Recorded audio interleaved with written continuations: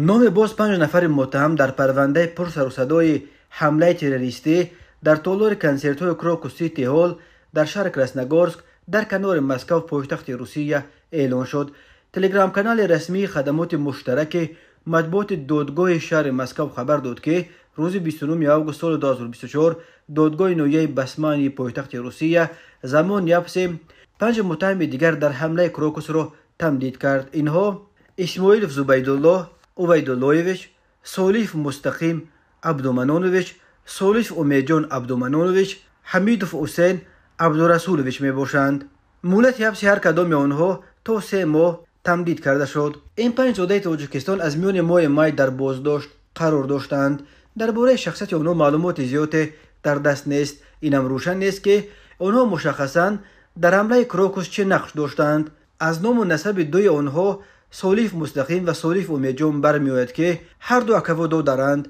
این 5 نفر بر اساس 5 بند کودکس جنایتی روسیه به جنایت‌های سنگین چون سوءقصد به انجام حمله تروریستی، تشکیل فعالیت سازمان تروریستی، غیر قانونی به دست آوردن سلاح و غیر قانونی تیار کردن مواد ترکنده ایبدار می‌شوند. پرونده های این 5 نفر را با پرونده پر سر و صدای حمله تروریستی کراکوس یک کردند. خود این 5 تاجیک دستگیر شده و نزدیکان آنها برای شرح قضیه دسترس نیستند، ولی بنا به فرضیه تفتیشات آنها با سازمان تروریستی ولایت خراسان که پایگاه اساسیش در افغانستان جایگیر شده است و آن را شعبه شرقی داعش نیز مینامند ارتباط دارند. این سازمان تروریستی هم در روسیه و هم در تاجیکستان ممنوع.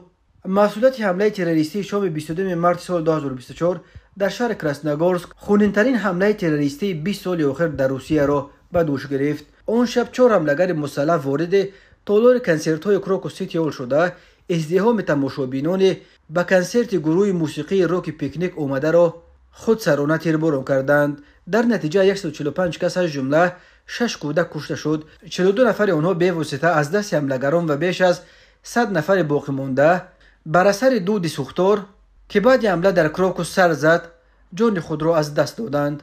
قبلا همین دادگاه نویه بسمانی مهلت حبس 12 متهم دیگر در حمله تروریستی در کنار مسکو را برای 3 ماه یعنی تا 22 نوامبر سال جاری تمدید کرد. 11 نفر آنها از جمله همه 4 نفری که تفتیشات عاملان اصلی حمله کراکوس می شمارد زادگان تاجیکستانند. تنها یک متهم زاده قرقیزستان بوده برای به حملهگران به اجاره دادن منزلش در ولایت مسکو پایش به این پرونده تروریستی گرفتار شده است.